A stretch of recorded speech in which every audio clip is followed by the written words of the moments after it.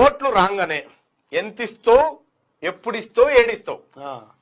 ఇక ఇక ఇక రేపు ఎల్లుండి ఓట్లనంగా ఇక ఎవరిని డోరన్నా మూసింటాడు. ఎందుకంటే వచ్చేటోనికి మళ్ళీ తలుపు మూసింటే ఇయ్యడేమో కదా. అంతే రాత్రి 12 అయినా కూడా గర్భక్కడ కూర్చొని ముచ్చట పెడుతుంటారు. ఇట్లా ఇట్లా వస్తున్నా అటు వస్తారు, అటు అయిపోయిన ఇటు వస్తారు, కుక్కలు పరుగుతున్నాయి అటు.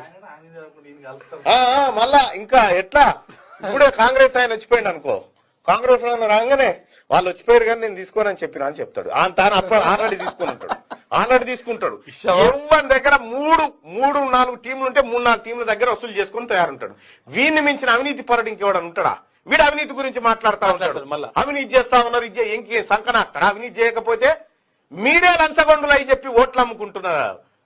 కాబట్టి అవినీతి తయారైతుంది. ఈ అవినీతిలో నిజాయితీ ఉంటుంది. మళ్ళీ ఇంకా తీసుకున్నాం మీద ఉంటాయో దేవుని బిడ్డ నీకే ఓటేస్తాం. మళ్ళా ఇప్పుడు ఒకటి కొత్త ట్రెండ్ వచ్చింది. ఇప్పుడు ఒక ఆయన 5,000, ఒక ఆయన 3,000, 2,000 ఇచ్చింది అనుకో, దీన్ని షేరింగ్ చేస్తారు, ఈ లెక్కలు వేస్తారు, కడి చేస్తారు.